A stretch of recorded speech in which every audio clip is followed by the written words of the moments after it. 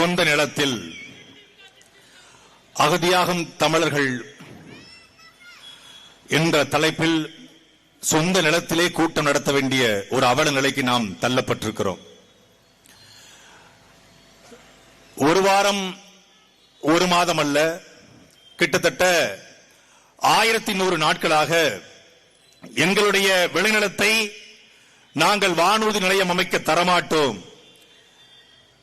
ஏரோட்டும் நிலத்திலே ஏரோப்ளேன் ஓட்ட விடமாட்டோம் என்று தன்மானத்தோடும் சுயமரியாதையோடும் வீரத்தோடும் பரந்தூர் உள்ளிட்ட ஏகனாபுரம் உள்ளிட்ட மக்கள் போராடி வருகிறார்கள். அவருடைய குரலுக்கு வலிமை சேர்க்க நாம் இங்கே கூடியிருக்கிறோம். அல்ல, அரசு விடாப்பிடியா நிக்குது, நாங்க ஏரோப்ளேன் கட்டியே தீர்வோம்னு, ஏர்போர்ட் கட்டியே தீர்வோம்னு. அண்ணன் தான் அந்த கதை என்று சொன்னாங்க. நம்ம ஊர்ல ஒருத்தன் 100 ஏக்கர்ல இடம் வாங்கியிருக்கான். எப்படா இடம் வாங்கினு கேட்டதுக்கு 500 எரும மாடு இருந்துச்சு, அதை வித்துட்டேன் அப்படின்னு இருக்கான். எரும மாடை வித்து எதுக்கு 100 ஏக்கர் வாங்கியிருக்க? எரும மாடை வித்துட்டான். அந்த வித்த காசுல 100 ஏக்கர்ல அருமையான தொழுவம், மாட்டு தொழுவம் கட்டியிருக்கான். அப்ப அவன்கிட்ட போய், அட பைத்தியக்காரா, மாட்டை பூரா வித்துப்பட்டு ஏன்டா மாட்டு தொழுவம் கட்டுற, உன்ன மாதிரி முட்டா பைய கேன பைய கிறுக்கு பைய உலகத்துல உண்டான்னு கேட்டிருக்கான். ஏண்டா எரும மாட்டை பூரா வித்து மாட்டு தொழுவம் கட்ட நானே முட்டா பையன்னா, பிளைட்ட பூரா வித்து ஏர்போர்ட் கட்ட அவன் எவ்வளவு பைய முட்டா பைய? சொந்தமா பிளைட் இல்ல, சொந்தமா வானூர்தி இல்ல, அவன் வானூர்தி நிலையம் கட்டலாம், நான் மாட்டை விட்டு தொழுவம் கட்ட கூடாதா அப்படின்னு கேட்டான்னு சொல்லி எங்க அண்ணன் என்கிட்ட ஒரு 3 வருஷத்துக்கு முன்னாடி சொன்னாங்க. எந்த முட்டா பையல் நினைச்ச அண்ணன் சொன்னான்னு தெரியல. அந்த முட்டா பையலுக்கு உரைக்கிறதுக்காகத்தான் நாமெல்லாம் கூடி இங்க நிக்கிறோம். 5700 ஏக்கர், 12 ஏரிகள், 24 குளங்கள், 40க்கும் மேற்பட்ட நீர்நிலைகளை ஆக்கிரமித்து பள்ளிவாசல், தேவாலயம், பள்ளிக்கூடம், கோவில், தலைமுறையா வாழ்ந்த வீடு எல்லாத்தையும் இடிச்சிட்டு ஒரு ஏக்கருக்கு 3 மடங்கு அதிகமாக இவங்க பணம் கொடுப்பாங்களா? அதை வாங்கிக்கிட்டு நம்ம எங்கேயாவது போயிடணுமா? சரி, நாங்கள் 5700 ஏக்கரை கொடுக்க தயாரா இருக்கோம். அதுக்கு முன்னாடி டிஎல்எஃப் இருக்குல்ல, அதே பரந்தூர்ல இருந்து ஏகனாபுரத்துல இருந்து ஒரு 10 கிலோமீட்டர் டிஎல்எஃப் 500 ஏக்கர் இருக்கு. முதல்ல டிஎல்எஃப் வாங்கு, டிஎல்எஃப் வாங்கிட்டு வா. அதுக்கப்புறம் TRA Holmes and private limited, யாரு?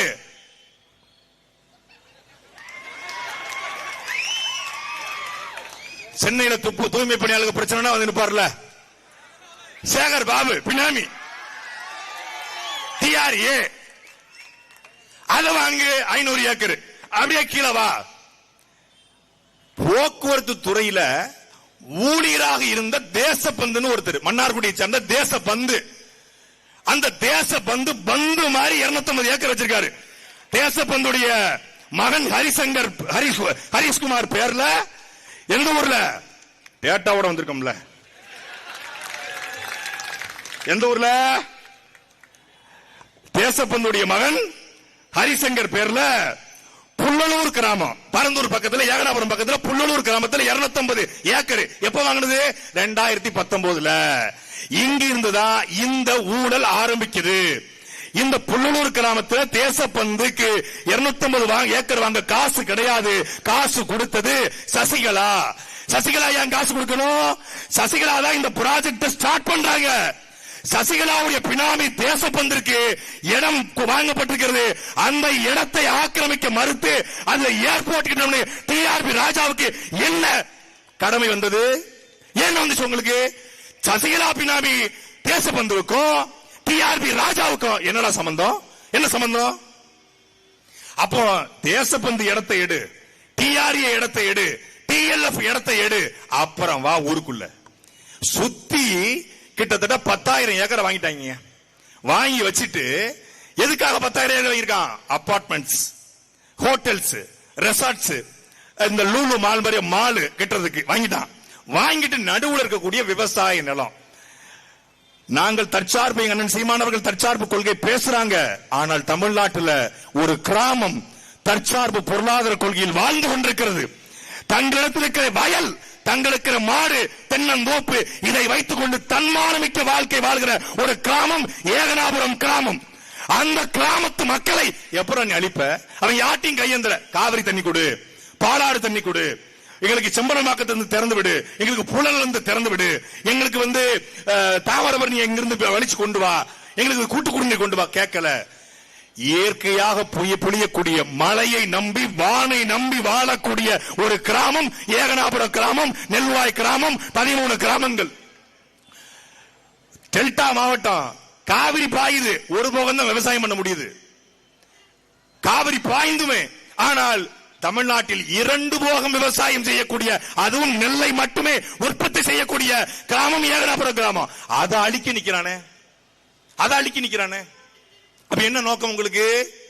சுத்தி நிற்கக்கூடிய இந்த முதலாளிகளுடைய விளைநிலத்தினுடைய மதிப்பை கூட்டணும். 2019 இந்த ஏர்போர்ட் ப்ராஜெக்ட் வரும்போது இடத்தினுடைய மதிப்பு எவ்வளவு தெரியுமா?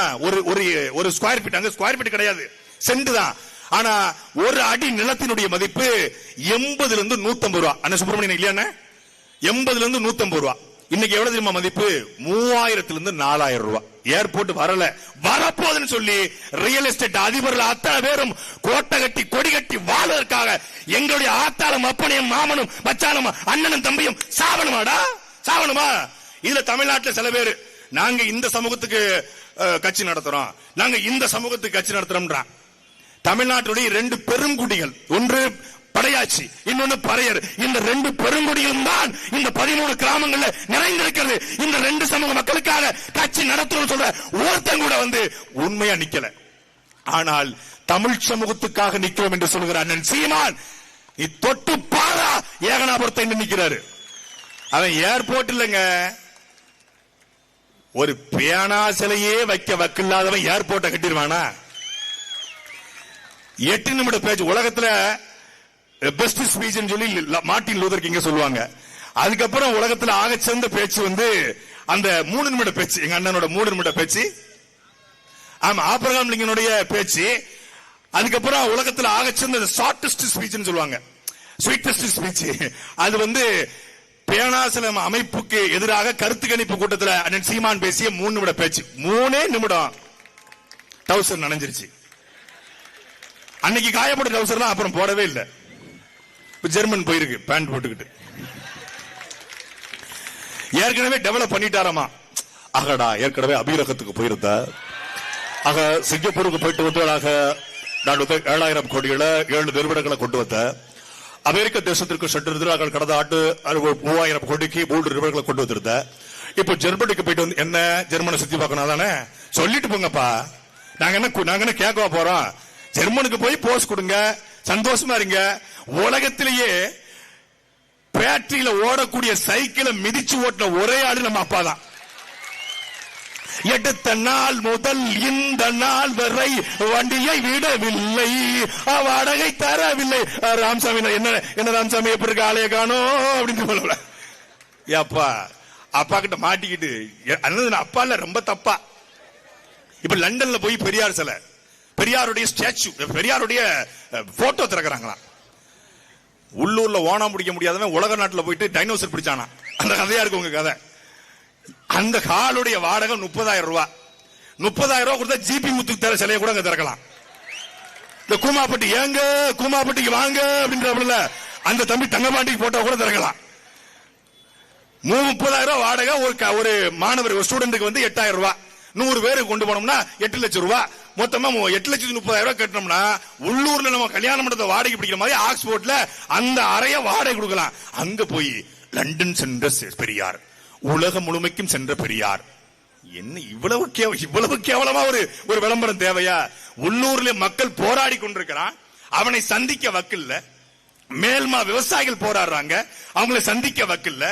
அவர்களை கூப்பிட்டு என்ன பிரச்சனை? இவ்வளவு பேர் இருக்காங்க. இந்த ஏகனாபுரம், பரந்தூர், நெல்வாய் கிராமத்தை சேர்ந்த மக்கள் இவ்வளவு பேர் இருக்காங்க. என்னைக்காவது ஒரு நாள் திமுக அமைச்சர், எத்தனை பேர் இருக்கீங்க, எத்தனை அமைச்சர், ஒருத்தர் என்ன பிரச்சனை உங்களுக்கு, ஏன் போராடுறீங்க, உங்க பிரச்சனைக்கு என்ன தீர்வு காணணும் அப்படின்னு கேட்கறது இல்ல. இதுல ஒரு கும்பல் என்ன பண்ணுது, நாங்க விமான நிலையம் வேண்டாம்னு சொல்லல, ஆனா இங்க வேண்டாம்னு சொல்றோம்.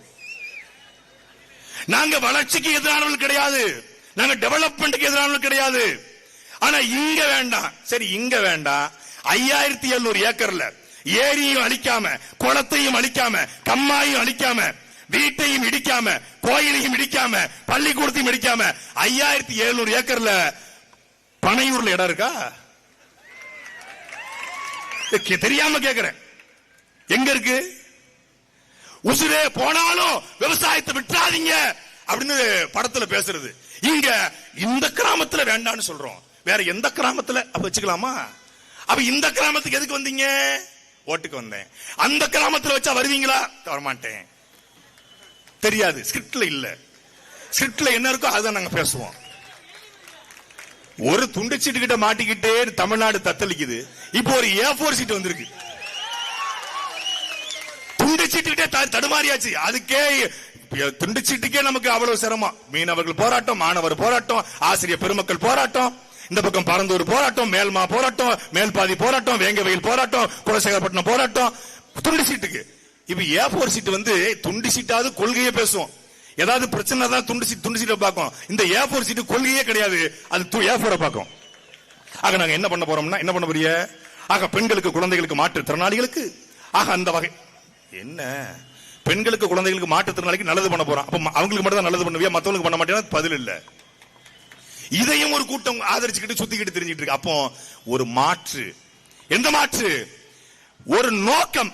ஏர்போர்ட் வேணும், எதற்காக வேண்டும் என்ற கேள்வியை இந்த நிலத்தில் எழுப்ப ஒரே தலைவன் எங்களுடைய அண்ணன் செந்தமிழன் சீமான் மட்டும்தான்.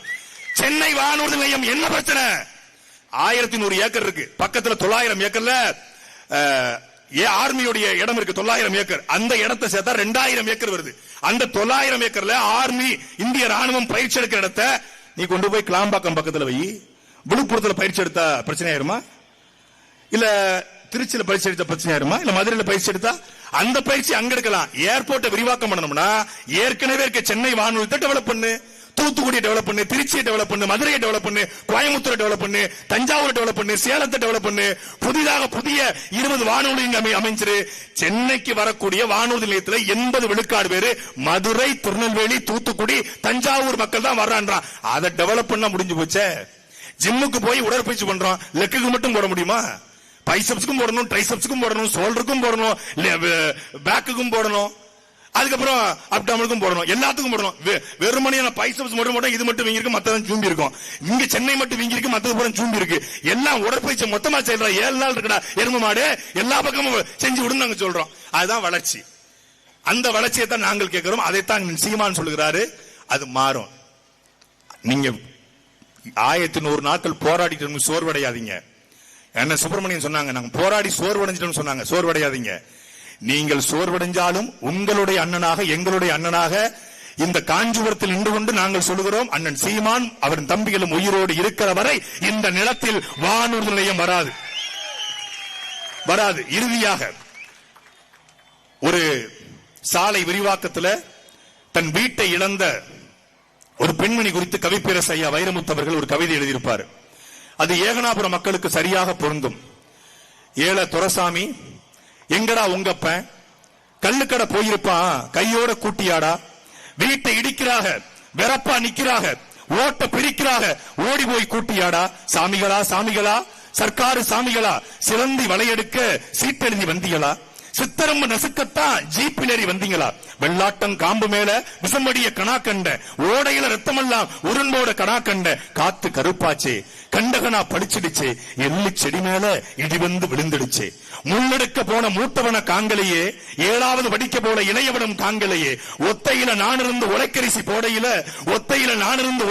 போடையில வாய்க்கரிசி கொண்டு வந்து வாசப்பக்கம் நிக்கிறாக, எட்டி மிதிச்சாலே இத்து போகும் சுவருக்கு கடப்பாறை எதுக்கையா கவர்மெண்ட் ஆளுகளே, நான் பட்ட பாடு நாய்படுமா பேய்படுமா, கடஞ்ச தயிர்படுமா, காஞ்சிபுரம் தறிபடுமா, முஞ்சுவரு கெட்டத்தான் மூக்குத்தி அடகு வச்சேன், பித்தளை குடத்தை வச்சு பிஞ்சுவரு கெச்சு வச்சேன், கதவு மரம் வாங்க காசு இல்ல ராசாவே, கோணி சாக்க தச்சு கோட்டைக்கு மாட்டி வச்சேன், கூட்ட களைச்சாக்கா குருவிக்கு வேறு மரம், வீட்டை இடிச்சாக்கா எங்களுக்கு ஏது இடம், ஐயா தொரமாரே 5 விரல் மோதிரமே, பாதலத்து சொத்துவத்து பாரமையா கண்டிருந்து, தண்ணி பிடிக்க தகரக்குடம் ஒண்ணு இருக்கு, பத்து வச்ச பாத்திரங்கள் 2 இருக்கு. என் புருஷன் திங்க மட்டும் எவர் சில்வர் தட்டு இருக்கு. போங்கய்யா, போயிருங்க, புண்ணியமா போகட்டும். எங்க வீட்டு நாய்குட்டி இன்னைக்கும் தூங்கட்டும். அழுதாலும் ஏழ சொல் அம்பலத்தில் ஏறாது. அருகம்புல் புத்து சொல்லி அருவாமனை கேட்காது. இடிங்கய்யா, இடிச்சிருங்க, கூடைய பிரிச்சிருங்க, கொடியெல்லாம் அறுத்துறீங்க. கண்ணாடி கடைக்குள்ள காட்டான புகுந்தது போல் முன்னாடி பின்னாடி மொத்தமா நொறுக்கிறீங்க. கடைசியா ஒண்ணு மட்டும் கால் பிடிச்சு கேட்கிறையா, சிகரெட் பிடிப்பவரே செவமெடுத்து கேளுமையா. கொள்ளையில எம்மக மல்லிகைப்பூ நட்டிருக்கா. நீர் குடிச்சு வளர்ந்து ஓடி வேர் பிடிச்சு நின்று இருக்கு. பொத்தி வளர்த்த ஓடி பூ பூக்க முன்னால கத்தி வீசாதீங்க, கடப்பார எரியாதீங்க. ஆசையா வளர்த்த ஓடி அசங்காம நிக்கட்டும். அவ வச்ச மல்லிதா எவளுக்கோ பூக்கட்டும், அவள் வச்ச மல்லிதா எவளுக்கோ பூக்கட்டும். எங்கள் ஏகனாபுரத்து மல்லி எல்லோருக்கும் பூக்கட்டும். நன்றி, வணக்கம். நாம் தமிழர்.